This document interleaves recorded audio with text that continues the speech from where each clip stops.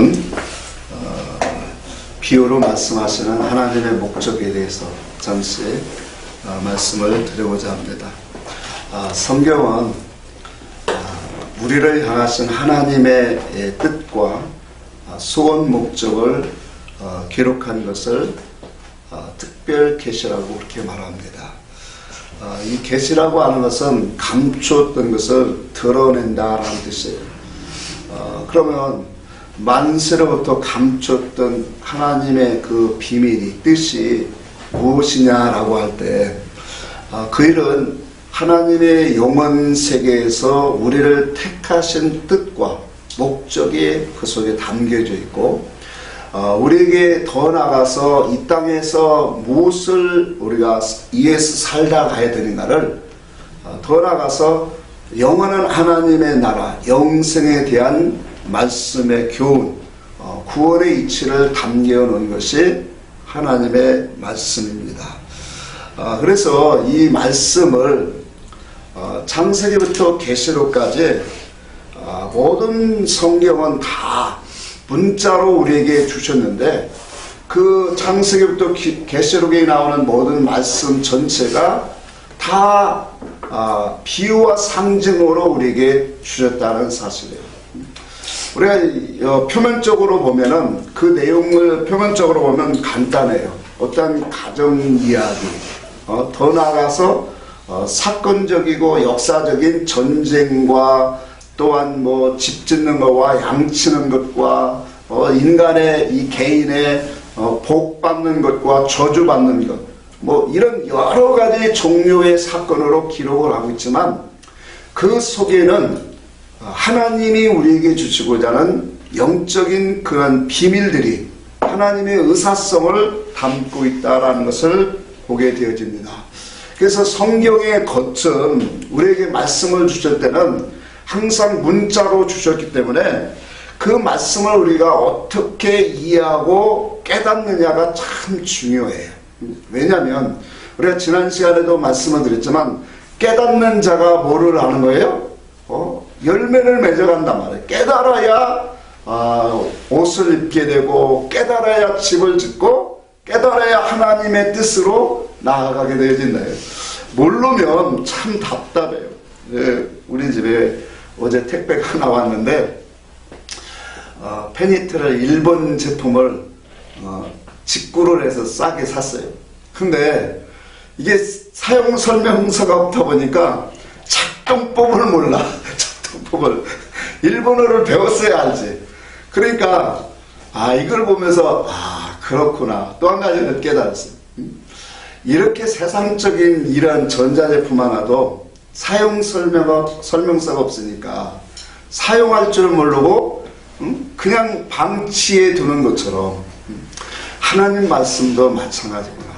하나님 말씀도 우리가 깨닫지 못하면 다 자기의 유익으로 자기 생각으로 하나님을 섬길 것이 아닌가라는 생각을 잠시 가지게 돼요. 말씀 속에서 하나님의 의사와 뜻을 우리는 반드시 끄집어내야 돼요.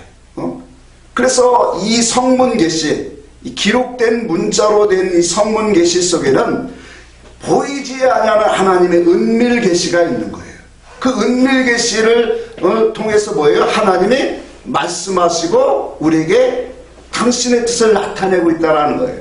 근데 하나님이 이 성문 계시를 왜 이렇게 주셨는가? 물론 하나님을 우리가 표현하는 데는 우리 인간이 하나님을 어찌 알겠어요?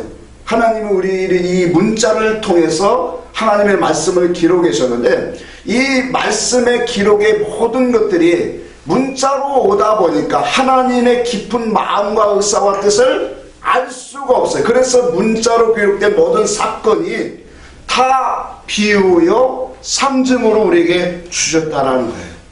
그래서 오직 하나님의 말씀을 영과 진리로 먹으려면 하나님의 은혜의 깊은 자리로 들어가야 된다. 우리 이사야 8장을 한번 봅시다.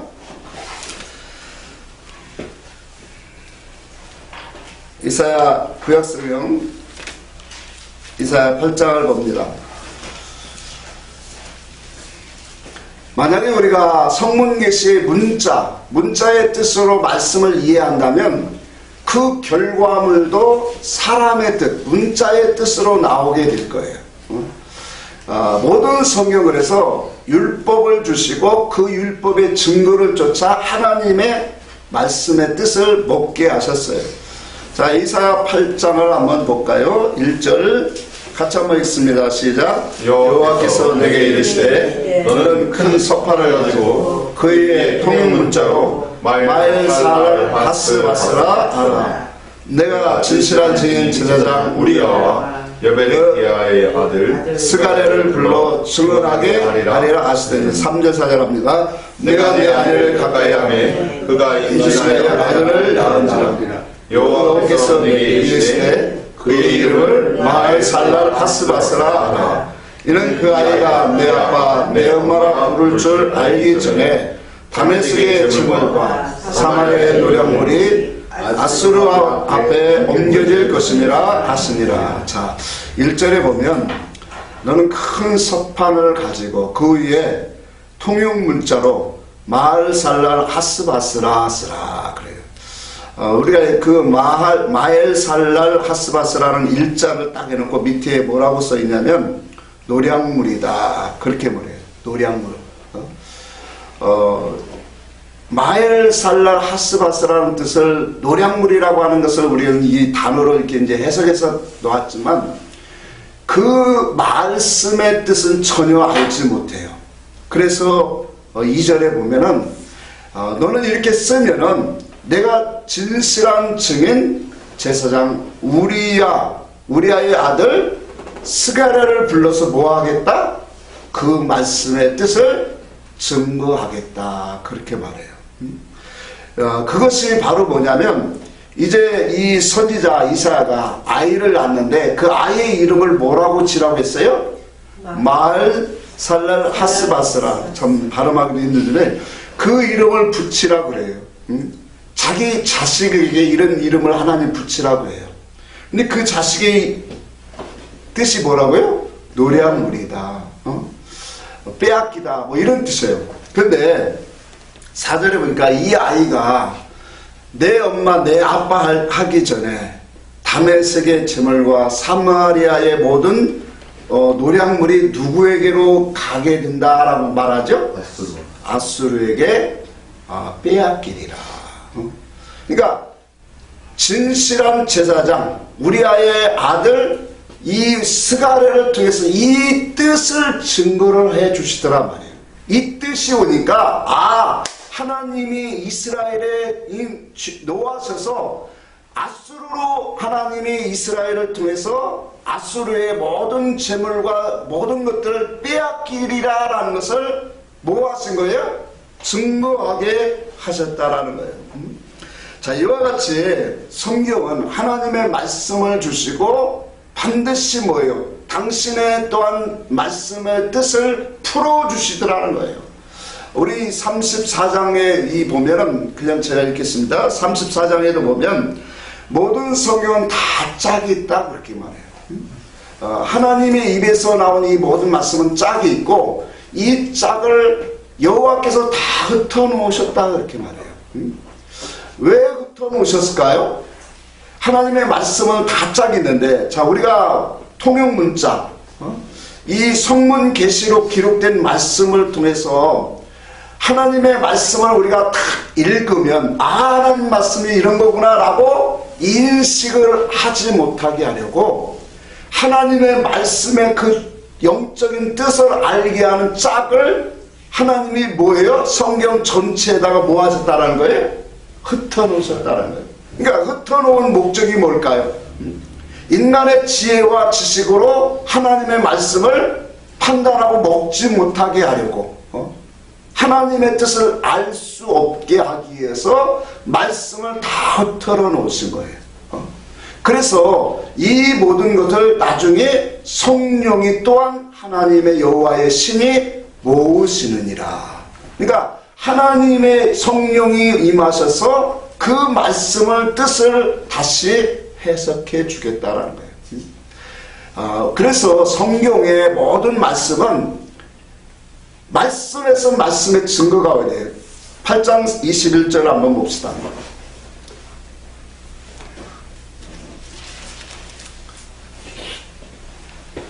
16절만 한번 읽고 그 20절로 넘어갈게요. 너는 증거의 말씀을 싸매며 율법을 내 제자들에게서 뭐하라? 봉함하라. 하나님의 말씀, 율법을 봉함하는 이유가 있어요.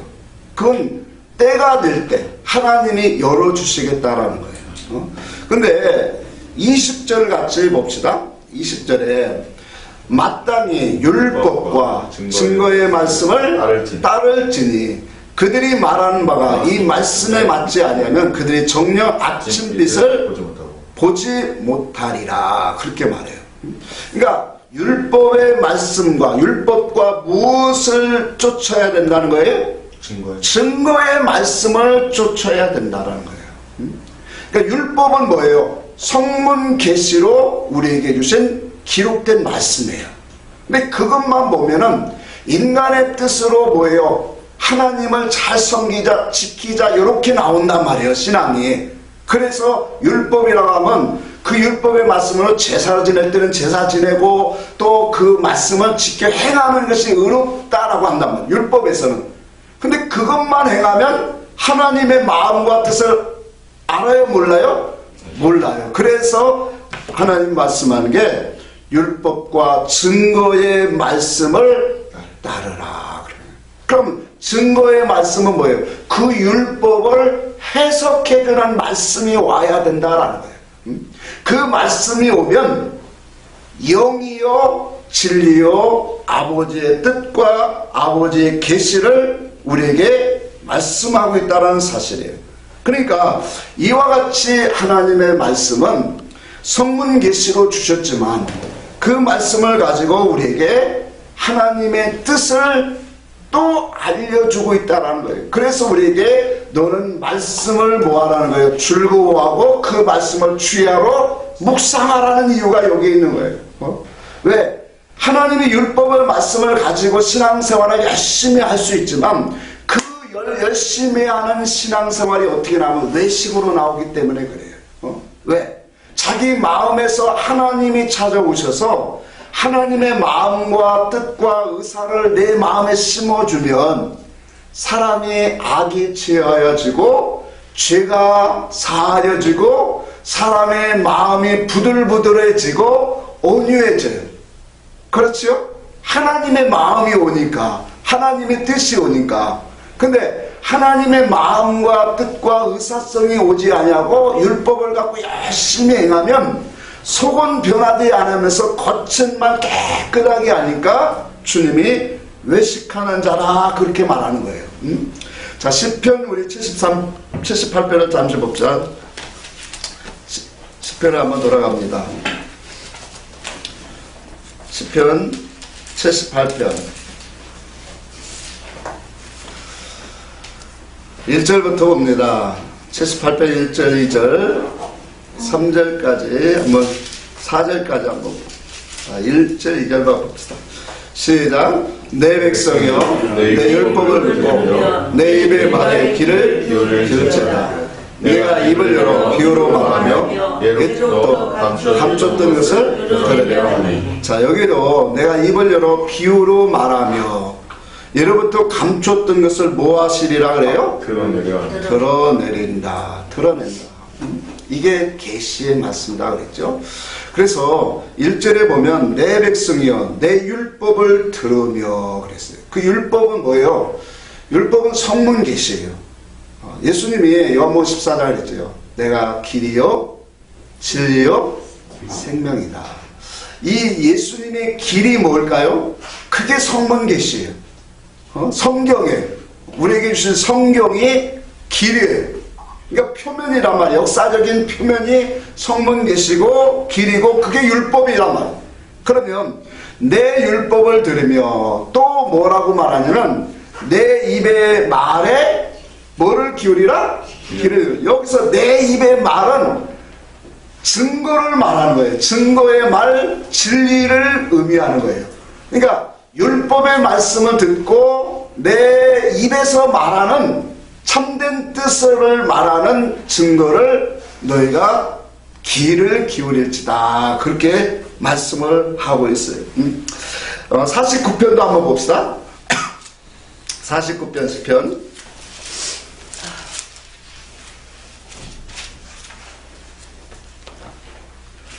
자, 그래서 우리가 성경의 말씀을 비유로 주시는 하나님의 목적을 우리는 알아야 돼요. 하나님이 분명한 목적을 가지고, 물론 하나님은 당신을 우리에게 표현하는 이 방법이 이것밖에 없기 때문에 이 성문 계시를 주셨지만, 이것을 통해서 하나님의 계획하시는 목적이 또 따로 있다라는 거예요. 49편에 한번 봅시다. 1절부터 봅니다. 4절까지 한번 봅시다. 시작. 뭇 백성들아 이를 들어라. 세상의 범인들아 모두 귀를 기울이라. 귀천 빗물을 막노라가 들을 지어다. 내 입은 지혜를 말하고 내 마음은 명철을 작은 소리로 들리리라. 내가 비유를 내 귀에 기울이고 수금으로 나의 오묘한 말을 들리리라. 자, 우리가 말씀 성경 계시는 짧지만 이 속에는 너무 깊은 아주 기가 막힌 말씀들이 남겨져 있는 거예요. 내 입에서 지혜를 말한다. 이 지혜는 하늘의 지혜야. 하나님의 지혜를 말하겠다라는 거예요. 주님의 입에서 나오는 말씀이에요. 하고 또 이 내 마음은 이제 다 명철은 뭘까요? 하나님을 아는 것이 명철이다 그랬죠. 그러면 이 말을 다시 바꾸면 하나님을 깨닫는 말씀을 말하는 거예요. 그러니까 하나님을 깨닫는 말씀을 가지고 하나님의 뜻이 오고 하나님의 증거를 통해서 하나님이 어떤 분이다라고 하는 그 뜻을 가진 말씀들, 그거 명철인데 그것을 가지고 뭐하리라 해요? 읊조린다, 묵상한다 라는 뜻이에요. 여러분, 우리가 신앙생활하는 거예요. 이 성문 계시를 갖고 우리가 암송을 하지만 말씀을 묵상하게 되면 그 말씀 속에서 오는 하나님의 뜻이 우리 속에 들어와서 그 말씀의 뜻을 가지고 묵상하게 되어져요. 그게 우리에게 생명이 되어지더란 말이에요. 자, 요 관계를 4절에 이렇게 표현해요. 내가 비유에 내 귀를 기울이고 수금으로 나의 오묘한 말을 풀리로다. 자, 하나님은 이와 같이 성문 계시로 우리에게 주시고 당신의 뜻을 또 우리에게 알게 하시겠다라는 거예요. 그것을 여기에 보니까 수금으로 푸는 것을 갖고 비유로 상징하고 있다라는 거예요. 자, 한번 보죠. 수금은 현악기예요. 손으로 뜯어서 내는 거예요. 예를 들어서 우리가 기타 같은 그런 악기인데 기타를 한번 생각을 해봅시다. 기타를 갖다 놓고 기타를 치라고 하면 아무나 칠 수 있을까요? 네? 배워야죠. 기타를 아무나 칠 수 있는 게 아니에요. 아무나 치면은 그 음이 좋은 음이 나오겠어요? 시끄럽고 듣기 싫은 소리가 나오겠어요?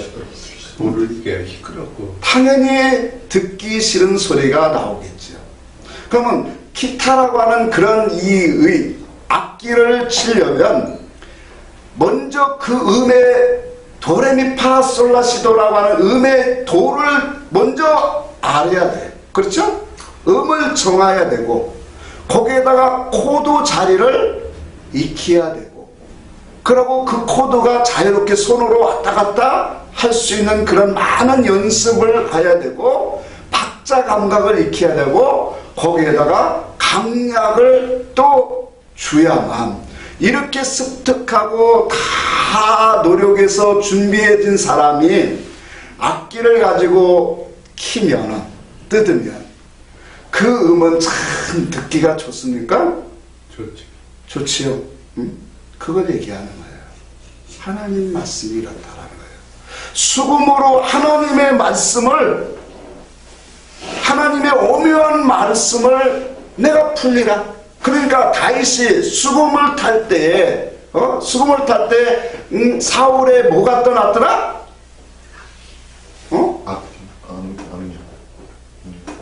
나도 생각해. 악기라고 안 했는데 나도 생각이 안 나네. 악기라고 해야 돼? 하여튼 사울의 속에 있는 더러운 그 악한 것이 떠났더라고요. 여러분, 기타와 같이 수금 이 하프인데 그것 치면 더러운 영이 떠나가요? 다 비유예요. 그러면 다윗이 그런 것을 잘 쳤다라고 하는 것은 그 비유 속에 하나님의 말씀의 의사성을 그렇게 많이 끄집어냈다라는 거예요. 아멘. 예? 아멘.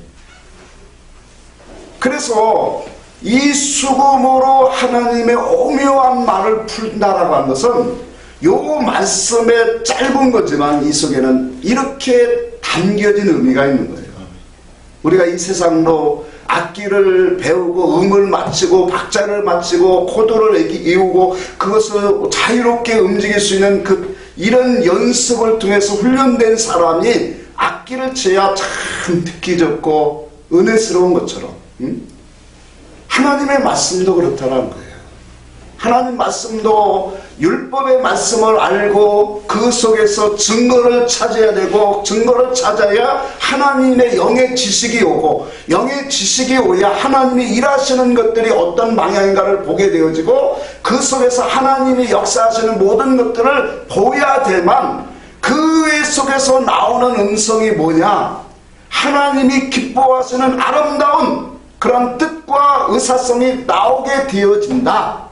이걸 지금 수금으로 나의 오묘한 말을 풀리라 라는 그 말씀을 해석하고 있는 거예요.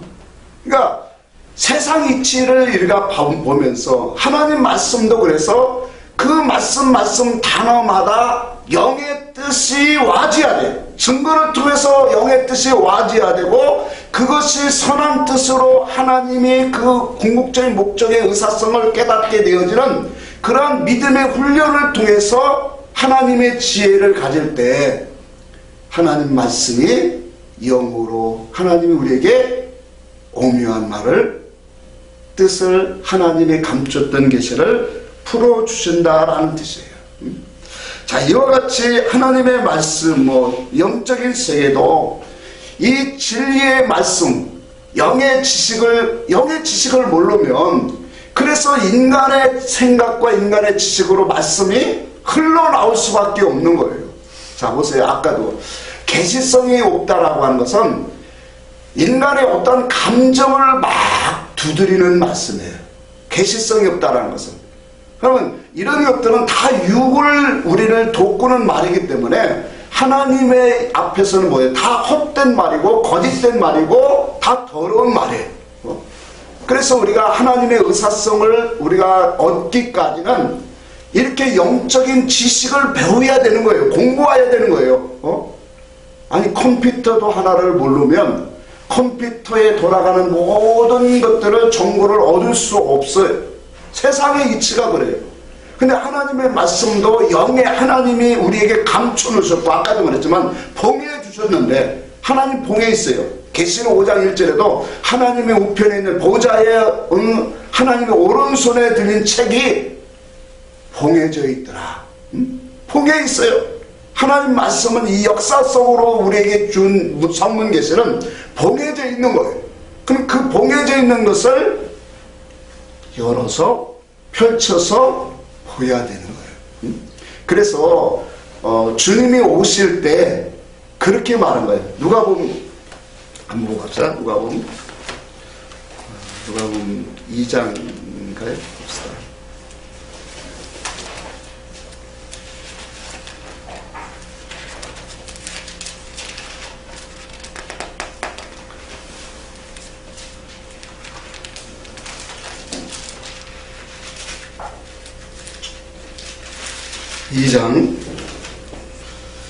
자, 7절 봅시다. 12절 보겠습니다. 시절 11절 12절 봅시다. 시작. 오늘 다윗의 동네에 너희를 위하여 구주가 나으시니 곧 그리스도 주시리라. 너희가 가서 강보에 쌓여 구유에 누워있는 아기를 부리니 이것이 너희에게 무엇이다? 표적이니라. 자, 이것을 우리가 읽으면 문자적으로 뜻은 나와요.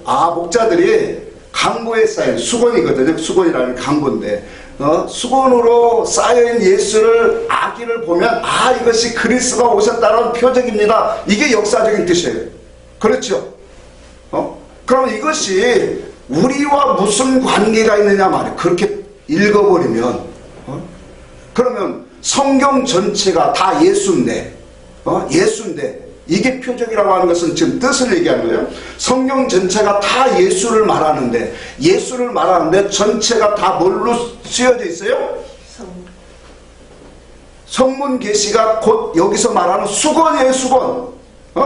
수건으로 쌓여 있단 말이에요. 덮여 있단 말이에요. 그래서 수건으로 덮여 있는 그 수건을 뭐 해야 돼?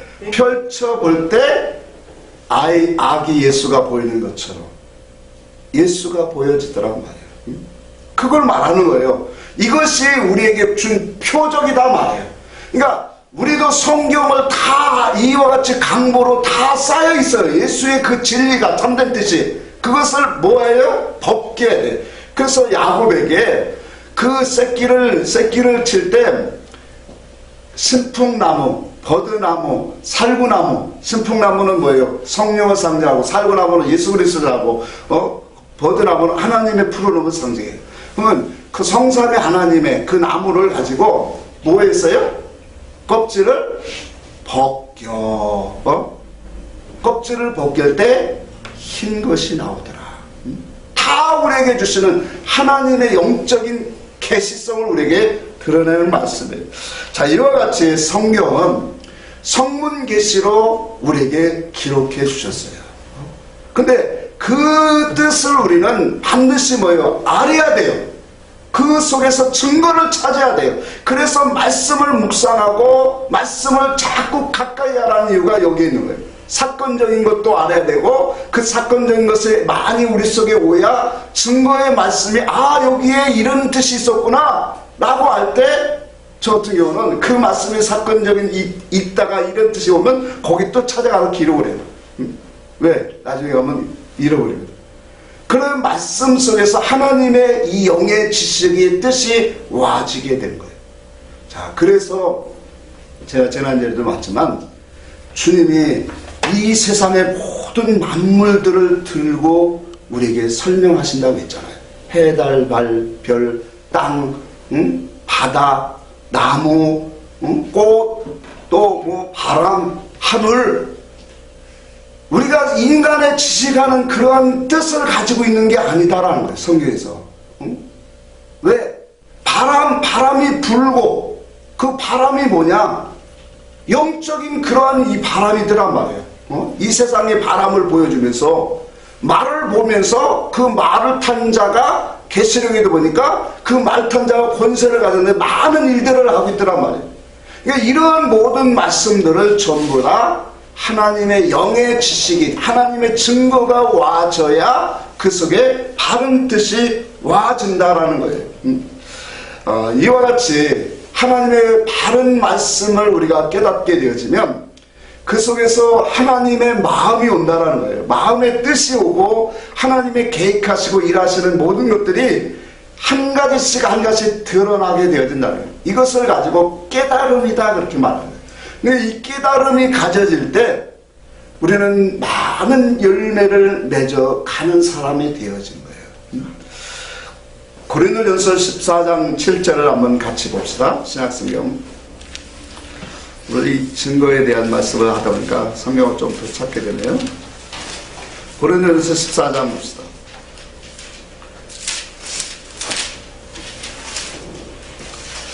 14장 7절 8절을 한번 읽겠습니다. 호흡 시작. 호흡 필이나 검은과 같이 생명 없는 것이 소리를 낼 때에 그 음의 분별을 나타내지 않으면 피리를 부는 것이 검어를 타는 것인지 어찌 알게 되리요. 만일 나팔이 분명하게 못한 소리를 내면 누가 전투를 준비하리요. 자, 이것은 방언에 대한 얘기에서 지금 이어지는 말씀이에요. 방언으로 막 기도를 하면 그것이 누가 알아듣겠느냐라는 그 말씀의 해석 속에서 나오는 얘기인데, 자, 필이나 검은과 같이 생명 없는 것이 소리를 내면 그 음의 분별을 나타내지 않으면 피리를 부는 건지 검은 거를 타는 건지 알 수가. 아까 그 얘기예요. 우리가 악기를 잘 다루는 사람이 악기를 다루면 그 음이 아름답죠. 그렇죠? 근데 무조건 막 불어댔기만 그건 부는 건지 타는 건지 아무 음을 내지 못한단 말이에요. 마찬가지로 또 나팔을 부는데 분명하게 소리를 내지 않으면 안 된다는 거예요. 자, 성경에 보니까 나팔은 길게도 불고 크게도 불고 짧게도 불고 그런 음이 다 달라요. 전쟁에 나갈 때는 나팔을 크게 부르라고 했어요.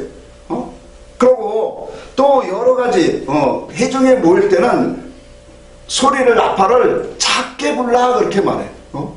그러니까 이러한 이 모든 것 하나님 앞에서 나팔에 이 부는 것도 어떤 용도와 크기와 크고 작은 모든 것에 따라서 그 신호를 받아서 사람들이 백성들이 움직여지는 것처럼 다 지금 그렇게 하는 거예요. 뜻이 없는 모든 것은 다 헛되다라는 거예요. 그러니까 세상의 음을 나타내는 나팔도 경고와 그 모든 신호의 체계로 쓰는 나팔도 분명한 나팔을 불지 않으면, 그래서 성경에 하나님 말씀을 뭐라고 하는 거예요? 나팔이라고 하는 거예요. 그래서 하나님이 7째 나팔이 부러진다라고 하는 것은 뭐예요?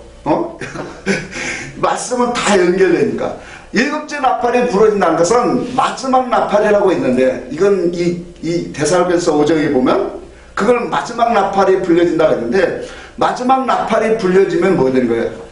그 마지막 나팔은 하나님이 감추었던 비밀되었던 당신의 뜻과 목적을 드러내는 나팔을 의미하는 거예요. 그러니까 당신이 감추어뒀던 그 비밀들을 뭐 하는 거예요? 이제 드러내서 밝히 외쳐지는 그 나팔, 그 설교, 그 복음이 뭐예요? 7째 나팔이에요. 그럼 7째 나팔이 불면 당신이 계획하시고 우리를 위해서 감춰놓던 모든 것들을 밝히 드러내기 때문에 그 나라가 뭐예요? 당신의 백성들 속에 세워지기 시작하더라. 그게 7째 나팔이에요. 그러니까 하나님의 분명한 말씀의 이 외침과 그 말씀의 뜻이 반드시 증거를 통해서 뜻이 와줘야 된다는 거예요.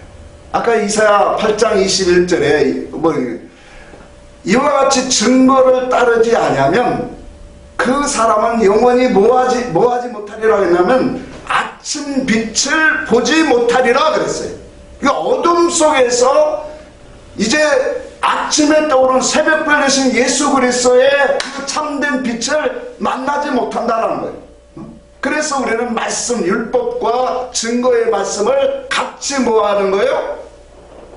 그걸 보기 위해서 말씀을 출구하고 그 말씀을 묵상하게 되어진다는. 자, 이와 같이 하나님은 우리에게 이 성문 계시를 통해서 당신의 뜻을 나타내는데, 그 당신의 뜻을 나타내는데 분명히 처음에는 율법을 먼저 주시고 또 그 율법을 따라 나중에 당신의 택한 백성들에게 하나님의 증거와 뜻을 알게 하신다는 것이 하나님 말씀의 목적이에요. 그래서 왜 하나님이 이렇게 하셨느냐, 왜 어떤 이들에게는 감추시고, 여기 성경에 보면 왜 이렇게 하나님이 비유로 우리에게 말씀하시는가를 우리는 깨달아야 돼요. 에베소 3장 18절에도 보니까 인간의 지식을 능가하는 것이 그게 뭐냐면 바로 성령의 지혜예요. 그러니까 성령의 지혜가 와서 우리로 하여금 뭐예요? 그분의 사랑, 그분의 지식을 깨닫게 하신다는 거예요. 그래서 그분의 사랑을 알아서 그 사랑의 넓이와 길이와 높이와 깊이를 더 깊게 깨닫게 하시는 것이 성령이시다. 자, 그런데 이렇게 하시는 이유가 뭐냐? 하나님을 사랑하는지 사랑하지 아니하는지를 알게 하려 하신다는 거예요. 이스라엘 백성들이 광야에서 만나를 주시면서 그들에게 뭐라고 했냐면, 너희는 매일 나가서 한 사람 앞에 한 오멜씩 거둬라 그랬어요. 그러면서 말씀하기를, 이와 같이 너희가 매일 나가서 거두는 것을 가지고 너희가 나를 사랑하나 사랑하지 않느냐, 내가 뭐하리라? 시험하리라. 그러니까 이 말씀 속에서 우리가 보면 하나님이 당신의 백성들, 당신을 사랑하는 영혼들은 뭐예요? 날마다 말씀을 가지고 하나님의 뜻을 찾기 위해서 그 말씀을 먹는 영혼들을 바라보신단 말이에요. 아멘. 그것을 통해서 하나님을 사랑하는가 사랑하지 않는가를 나타내어 보겠다라는 거예요. 그러니까 뜻을 구하는 자, 성문 계시를 가지고 그 말씀의 뜻을 구하고 찾는 자를 하나님이 찾으시는 거예요. 오늘 본문에도 그렇게 주님 말씀했어요. 내가 저에게는 비유로 말한다 그렇게 말했어요. 저에게는 비유로 말한다. 그들은 보아도 보지 못하고 들어도 듣지 못한다. 본문으로 다시 돌아갑시다. 마태복음 13장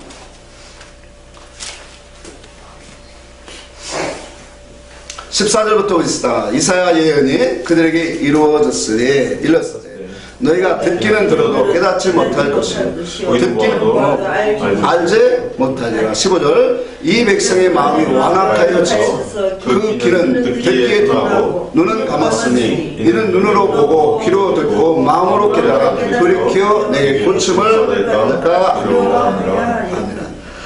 자, 여기에도 보니까 왜 그들이 하나님 앞에서 하나님 말씀 앞에서 그들에게 허락되지 아니했는가를 말씀으로 우리에게 가르쳐주고 있어요. 이사야 선지자를 통해서 말씀하기를 이 백성이 마음이 뭐하다? 완악하다 그렇게 말해요. 그 완악하다는 그 속에는 뭐냐면 하나님의 마음, 하나님의 그래서 이것은 하나님을 사랑치 않냐고 하나님에게 관심이 없다라는 거예요. 그럼 하나님의 사랑과 뜻과 관심이 없다는 것은 세상 중심으로 살겠다라는 것이 그들의 요구예요. 그래서 15절에 보면 그들의 귀는 듣기에 둔하고 눈은 감았다. 이것이 뭐냐면 완악한 증거예요. 하나님의 말씀 듣기를 싫어하고 음성 듣기를 싫어하고 그를 보기를 뭐한다? 싫어하더라. 그렇게 말하고 있어요. 자, 그래서 이와 같이 우리가 주를 사랑하지 않는 자, 바울은 말해요. 주를 사랑하지 않는 자는 저주를 받을 자다. 참 무서운 말이잖아요. 그러니까 하나님이 우리를 이와 같은 하나님의 은혜를 주시고 하나님이 당신의 백성으로 불러주셔서 당신의 선한 뜻을 계획하시고 말씀을 주시는 거예요. 그 선한 뜻이 뭐예요? 우리로 하나님의 그 궁극적인 뜻과 목적을 깨달아서 당신이 원하는 사람으로 만들어지라고 말씀을 주시더란 말이에요. 자, 그 말씀을 가지고 오늘 우리는 하나님의 말씀의 뜻을 깨달아서 그 말씀의 마음에 하나님의 마음과 의사성이 반드시 오야 된다는 거예요. 그것이 올 때 우리가 하나님을 경외하는 하나님을 진실하게 찾는 그런 믿음의 삶으로 가게 지어진다는 거예요. 자, 이것이 이사야 시대만 그러냐? 예수님 오실 때도 그래요. 예수님 오실 때도 종교 지도자들은 예수가 그리스도이심을 알았어요? 몰랐어요? 몰랐어요. 더 한심한 것은 예수 그리스도가 나는 하나님의 아들로 왔고 그리스도로 왔다라고 그렇게 증거를 해도 그것을 받지 않냐고 도리어 그를 죽이려고 하고 나중에 결국 죽였어요. 자, 이와 같이 그들은 그러면서 이러한 마음을 가지면서도 어떻게 되냐면 하나님을 향하여 달마다 제사를 드리는 안식일을 지키는 그런 신앙생활을 했다라는 거예요. 이것이 오늘날도 동일하게 가고 있다는 거예요. 그러니까 하나님의 의사와 하나님의 뜻, 하나님이 계시성이 우리에게 와지지 아니하고 율법의 말씀을 갖고 종교의식적으로 하나님을 계속적으로 지금도 뭐하는 거 있다? 섬기고 있다는 거예요. 참 이것이 너무나도 우리에게 같은 성질로 가고 있다는 거예요. 그런데 예수님 시대도 지난번에도 얘기했죠. 예수님 시대도 이러한 이 간팍한 시대 속에서도 그래서 주님이 그랬잖아요. 예수님 당시에도 어떤 시대였냐면 음란하고 간팍한 시대다. 그건 이따 오후 시간에 하겠습니다. 그래서 스불룬 땅과 납달리 땅과 갈릴리 해변에 거하는 자들에게 하나님의 큰 빛을 복음을 하나님이 허락하셨다라는 거예요. 그곳에 많은 사람들 속에 그 속에는 당신의 말씀, 선지자의 외쳐지는 말씀을 붙잡고 누구를 기다리는 사람이 있었다고 그랬죠? 그리스도를 기다리는 사람이 있었어요. 그러니까 왜 구약 성경에 이 스불론 땅과 납달리 땅과 갈릴리 해변 이 땅에 있는 거기에는 큰 빛이 있으리라고 하는 예언의 말씀을 주신 그 말씀을 붙잡고 하나님의 말씀 의지하고 그곳에 모여진 사람들이 있더라는 거예요. 그 사람들이 누구냐면 예수님 앞에 온 제자들이에요. 그러니까 그 제자들은 어떤 신앙생활을 한 거예요? 하나님의 말씀에 의지하여 그리스도를 바라보고 그리스도를 만나기를 구하고 사는 사람들이에요. 갈릴리 해변 그 스불론 납달리 그쪽은 당시에 정말로 인정받지 못하는 그러한 도시예요. 특히 갈릴리 지방은 더 추한 지방이에요. 문화 혜택도 없는. 근데 그 지방에 이와 같이 신실하고 거룩한 믿음을 가진 영혼들이 모여지는 이유는 말씀에 기록된 선지자의 음성을 듣고 그리스도를 기다리는 자가 있더라는 거예요. 그들은 그 소원대로 예수를 보았고 그리스도를 보았고 그리스도가 너희 나를 따르라 할 때 주저앉고 머뭇거리지 아니하고 그리스도를 따른 사람들이에요. 대단한 사람들이에요. 그러면서도 주님이 훈련할 때는 믿음이 없는 자들아 그런 말씀하죠. 오늘날 우리 속에서도 이런 것들을 우리는 많이 봐야 돼요. 성경에 우리에게 주시는 이 육적인 믿음과 영적인 믿음의 차이성을 이런 것들을 통해서 보여주시고 나타내고 있다는 거예요. 그 17절 한번 봅시다. 17절 봅시다.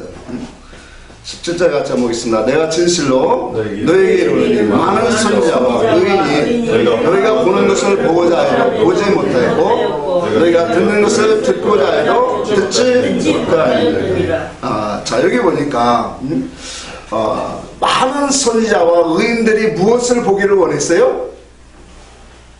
그리스도를 보기를 원했어요. 그리스도의 음성을 듣기를 원했어요. 그리스도가 행하시는 그 일들을 보기를 원했어요. 그것이 하나님의 부르심을 받은 자들의 가장 목적이었어요. 그런데 뭐라고 말씀하고 있어요? 그들을 보지 못하였다 그래요. 그러면서 주님이 말하기를 너희는 보고 들음으로 뭐하더라? 복이 있도다. 그렇게 우리에게 말씀하고 있다는 거예요. 오늘날 주의 음성 제자들은 예수 그리스도를 보고 들었어요. 근데 우리는 달라요. 제자들은 예수를 보고 들었지만 우리는 뭐하고 뭐해야 돼요? 듣고 볼 수 있는 거예요. 하나님의 음성, 진리의 음성을 먼저 들어야 되고 그 진리의 음성을 듣는 자들이 증거를 찾아 묵상할 때 그 속에서 하나님을 보게 되는 그리스도를 보게 되는 역사가 와요. 그런데 주님 말하기를 나를 보고도 보고 믿는 자보다 보지 않고 믿는 자들이 뭐하다? 복이 있도다. 누구에게 한 말이에요? 오마. 도마잖아요. 도마가 의심장이니까. 도마가 의심할 때 주님이 찾아와서 그랬잖아요. 보고 믿느냐 너는? 보지 않고 믿는 자가 더 복되다. 무엇으로 보는 거예요? 영으로, 진리로, 성령으로 그리스도가 행하신 일들을 보는 거예요. 여러분 왜 이 얘기를 하냐면 하나님을 우리가 알고 하나님의 형상으로 열매를 맺어가려면 우리는 반드시 들려줘야 되고 보여야 된다는 거예요. 아멘. 이것이 우리의 신앙의 열매가 너무나도 달라져 있다는 거예요. 율법 속에는 율법으로 우리가 신앙생활하면 이와 같이 깨닫는 것이 적기 때문에 그만큼 열매를 맺을 수가 없는 거예요. 우리가 마태복음 19장 한번 봅시다. 마가복음 11장으로 봅시다. 같은 말씀인데 마가복음 11장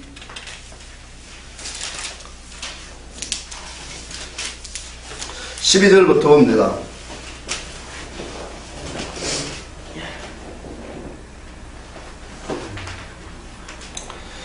자, 마태복음 11장 12절 같이 시작. 이튿날 그들이 베다니에서 나왔을 때 예수께서 시야하시니라. 멀리서 잎사귀 있는 한 무화과 나무를 보시고 혹 그 나무가 무엇이 있을까 하여 가셨더니 가서 보신즉 잎사귀 위에 아무것도 없더라. 이는 무화과 때가 아닙니다. 자, 읽어보시다. 예수님께서 시장하신다고 했어요. 그래서 멀리 있는 잎사귀가 풍성한 한 무화과 나무를 보시고 가셨는데 뭐가 없어요? 열매가 없어요. 보신즉 잎사귀 위에는 아무것도 없더라. 그런데 더 참 이상한 말은 이는 무화과 때가 아니다. 아니 주님이 세상 절기도 모를까요? 무화과 열매가 맺히는 시기도 몰라서 지금 이런 얘기를 하냐 말이에요. 참 이 역사적인 표현으로는 이해가 안 되는 얘기예요. 그럼 뭘 말하는 거예요? 영의 뜻을 가지고 하는. 무화과 나무는 두 가지를 우리에게 상징을 해요. 그게 뭐냐면 율법과 율법의 신앙을 의미해요. 근데 양식인데 그 율법의 신앙에는 잎사귀가 많아요. 다시 말하면 교회 행사와 그런 이런 모든 의식들이 너무 넘친다라는 거예요. 행위적인 것이 많다라는 거예요. 이게 뭐냐면 잎사귀가 풍성하다라는 뜻이에요. 절기를 지키고 무슨 행사가 있고 무슨 모임이 있고 무슨 가르침이 있고 무슨 예배가 있고 무슨 선교가 있고 수없는 활동 중심으로 모여진 것이 오늘날 교회도 그렇게 많아요. 그렇죠? 그게 잎사귀가 무성한 거예요. 근데 잎사귀가 무성해서 주님이 가셨는데 열매가 없대요. 때가 아니래요. 더 중요한 것은. 여러분 때가 아니라고 하는 것은 뭘까요? 무화과 나무 양식을 주실 때가 아직 안 됐다라는 거예요. 다시 말하면 하나님의 말씀을 먹을 수 있는 하나님의 말씀의 열매를 맺을 수 있는 때가 아직 되지 않았다라는 거예요.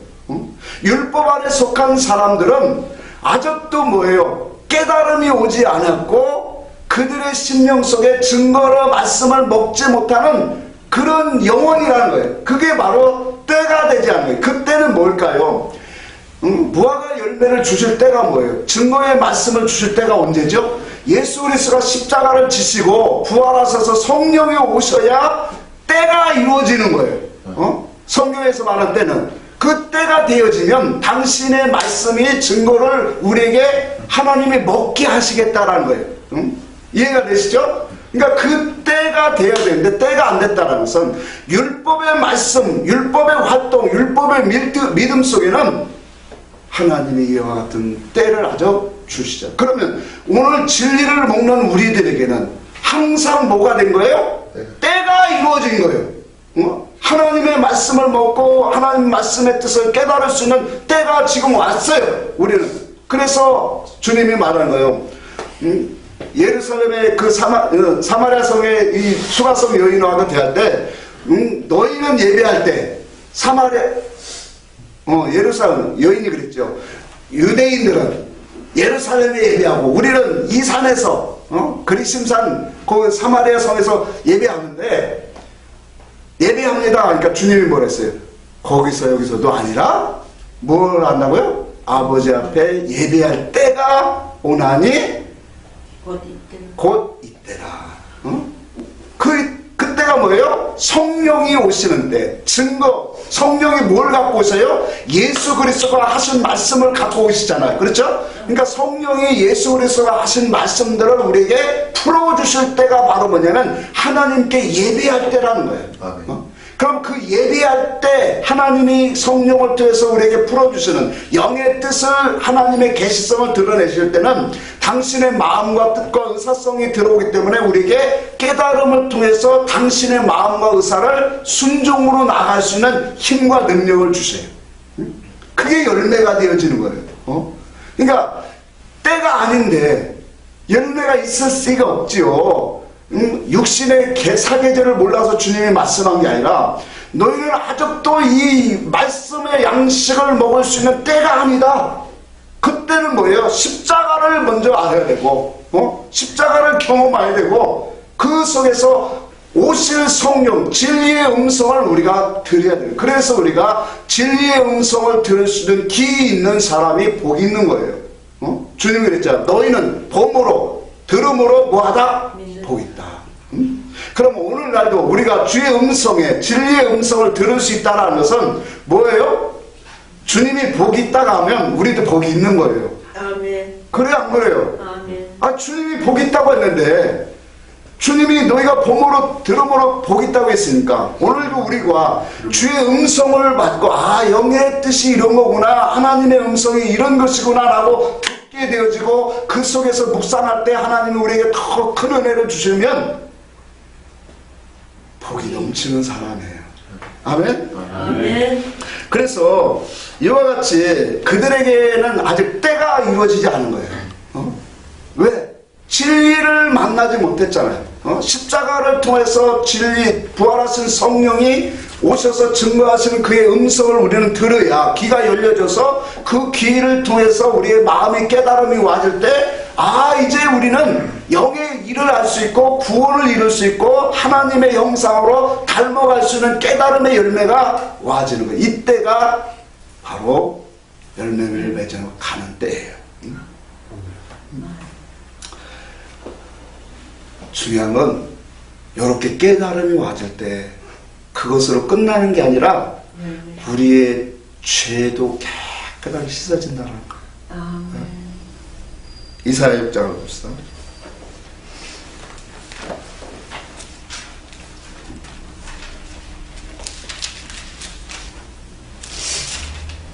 이사야 6장 1절서부터 보겠습니다. 1절만 한번 보고 시간이 없으니까 6절로 가보야 되는데 한번 읽어봅시다. 시작. 우시아 왕이 죽전에 내가 먼저 주께서 높이 들린 보좌에 앉으셨으니 그 보좌에 성전이 가득하였고 스랍들이 모시고 섰는데 각기 6날개가 있고 그 둘레는 자기의 얼굴을 가렸고 그 둘레는 자기의 발을 가리웠으며 그 둘레는 날며 서로 불러 이르되 거룩하다 거룩하다 거룩하다 만군의 여호와 그의 영광이 온 땅에 충만하도다. 자 4절 같이 또 읽겠네. 이같이 화답하는 자의 소리를 말미암아 문지방의 터가 요동하며 성전의 열기가 충만하리라. 그때에 내가 말하며 바로다 나여 망하게 되었도다. 나의 입술이 부정한 사람이요 나의 입술이 부정한 백성이 중에 거주하면서 만군의 여호와이신 왕을 배웠음이로다. 자, 이 모습이 환상 중에 이사야 선지자가 하나님의 이 보좌에 앉으신 그 모습을 지금 영으로 보여주신 거예요. 근데 그 모습을 보니까 그 보좌 주변에 뭐예요? 스랍들, 천사들이 모여서 하나님을 찬양하는 거예요.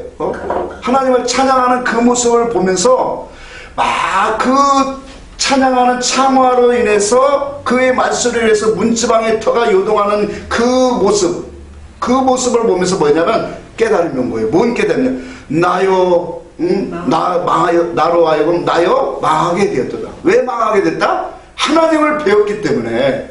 구약에는 뭐예요? 하나님을 뵌 자는 살지 못하리라 그랬거든.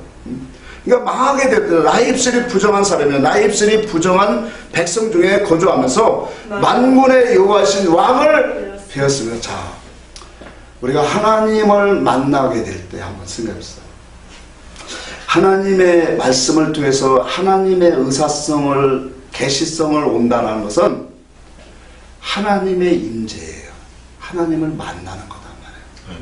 그러니까 하나님의 당신의 뜻과 하나님의 마음과 의사성을 가지고 내 속에 들어오면 마음이 찌릿찌릿할 정도가 아니라 눈물이 울컥하면서 나와요. 근데 이것이 바로 뭐냐면 하나님을 배우는 거예요. 그러니까 내 육체는 나는 부정한 자고 부정한 백성에 거하면서 만군의 여호와이신 왕을 내가 배웠나이다, 그렇게 지금 고백하고 있죠. 그러니까 나는 망하게 되었습니다, 이제 큰일 났습니다 라고 할 때 6절에 그렇게 해요. 같이 읽읍시다. 그때 그 서랍 중에 하나가 부젓가락으로 제단에서 집은 바 빈 숯을 손에 가지고 내게로 나와서 그것을 내 입술에 대며 이르되 보라 이것이 내 입에 닿았으니 내 악이 취하였고 내 죄가 사하였느니라. 자, 그러니까 서랍이 와서 여기에 보니까 뭘 가졌어요? 숯불을 가지고 와서 자기 입에 대면서 말씀하기를 뭐라냐. 보라 이것이 내 입에 닿았으니 뭐 어떻게 된다? 내 악을 사하였고 내 죄가 뭐하였다? 사하였다. 자, 이거예요. 하나님의 말씀을 통해서 우리가 깨닫고 은혜를 받으면 그 하나님의 마음과 뜻과 의사성이 우리 속에 들어올 때 우리의 부정하고 더러운 모든 것들이 사해진다는 거예요. 이게 영적인 깨끗함으로 가는 거예요. 어떤 육적인 행위에서 우리의 죄사함이 아니라 하나님을 알지 못했고 하나님의 변방에서 놀았던 우리의 신앙생활이 하나님의 마음과 의사성을 통해서 하나님의 마음으로 들어갈 때 우리는 영적인 모든 그 더러운 알지 못한 하나님의 말씀 속에서 깨닫고 깨끗한 우리의 더러운 죄를 깨끗하게 씻어주시는 거예요. 악을 제하게. 그러니까 하나님이 그 사람을 뭐예요? 이제 너는 깨끗하다. 호세아서도 보니까 스가랴서도 보니까 그렇게 말해요. 스가랴서 여호수아 대제장에 하나님 앞에 섰는데 마귀가 사단이 와서 참소를 해요. 하나님 보세요. 저 제사장이라 하는 여호수아가 보세요. 얼마나 저렇게 불에 그은 나무처럼 새카마지 않습니까? 마귀가 와서 참소하니까 하나님께서 명하시를 그의 옷을 벗기고 피로 진리가 그 말씀의 뜻이 우리에게 오면은 우리의 더러운 것들을 하나님이 싹 씻어주시고 부정하고 더러운 것들을 다 제하시고 깨끗게 하시는 의로운 역사가 와진다라는 거예요. 정말로 얼마나 놀라워요. 그러니까 하나님의 일. 베드로는 내가 죽을지언정 주를 떠나지 않겠습니다. 배반하지 않겠습니다. 입으로 아주 작심하고 얘기한 거예요. 그 말이 끝나자마자 주님 말하기를 너희가 오늘 밤 닭 울기 전에 나를 3번 부인하리라. 그렇게 말해요. 그러니까 육으로 정말 의리에 있는 사나이의 말로 예수 앞에 얘기했지만 예수님 벌써 아신 거예요. 영으로 진리로 네가 고백되어서 하지 않은 말들은 다 네가 넘어지게 된다. 우리도 그래요. 하나님 내가 이렇게 살겠습니다. 이렇게 하겠습니다. 이렇게 내가 하나님을 위해서 살겠습니다 하는 사람은 그건 100% 넘어가요. 왜? 그건 내 육에서 나왔기 때문에. 그러니까 주님이 십자가 앞에서 베드로가 뭐예요?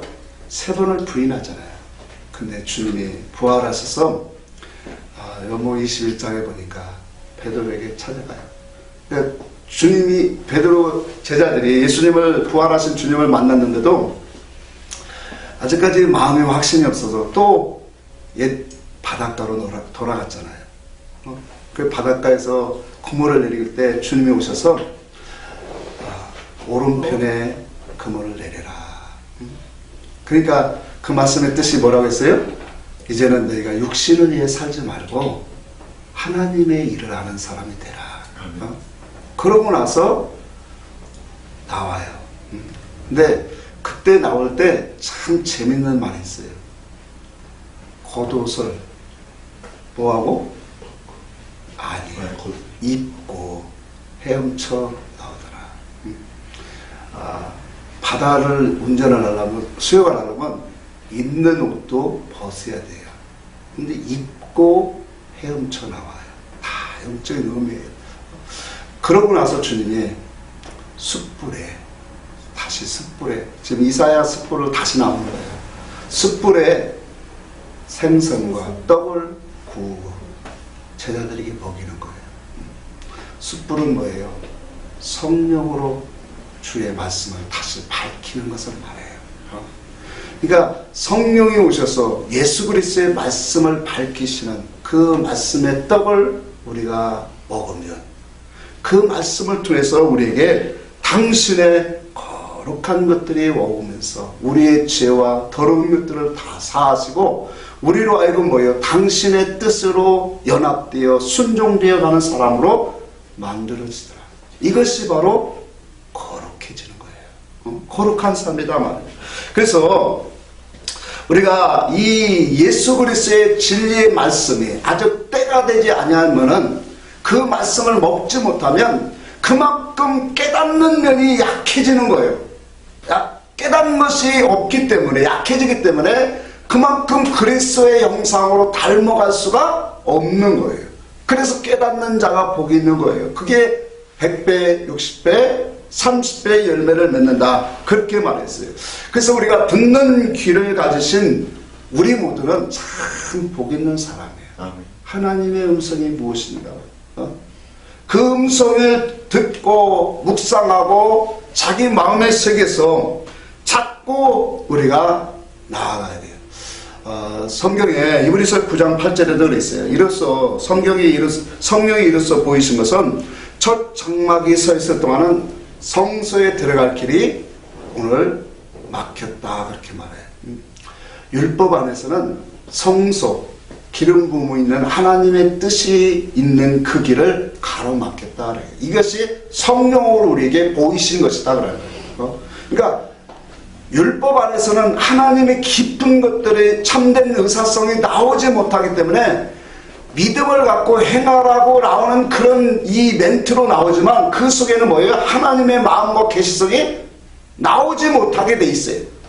그렇기 때문에 그 속에는 그 귀한 깨달음으로 나오지 못한다. 결론을 내겠어요. 하나님이 이처럼 우리에게 비유를 들어서 말씀하는 목적이 그거예요. 하나님이 사랑하는 자와 사랑치 않는 자를 분별하기 위한 거예요. 창세기 1장에 보면 하나님이 빛을 주시고 낮과 어둠을 뭐했다? 나누셨다. 하나님이 둘째 날 풍창을 주시고 위의 물과 아래 물로 뭐 하시더라? 나누시더라. 바다에서 무치를 나오게 하시고 그 무태다 풀과 씨 맺는 채소와 씨 맺는 과목을 나게 하시라. 다 나누시는 일이에요. 하나님은 나누셔요. 우리에게 주신 말씀과 우주 만물의 모든 나의 삶의 모든 삶 속을 통해서 나를 뭐하래? 영의 신앙으로 하나님이 기뻐하시는 사람으로 지금도 계속 나누어지는 거예요. 그래서 쪽발이 갈라진 우리들에게 하나님은 당신의 선하신 말씀을 통해서 우리에게 이런 말씀을 열어주시고 그 말씀을 통해서 우리의 모든 삶을 분별하고 쪼개서 하나님의 그 거룩한 뜻을 오늘 깨달아 나아가는 그런 삶이 되기를 원하시는 거예요. 그래서 하나님이 이 비유를 통해서 당신의 백성들, 당신을 사랑하는 자와 당신의 말씀을 오늘 사랑치 못하는 자를 항상 나누기 위해서 이 비유와 상징을 썼다는 사실이에요.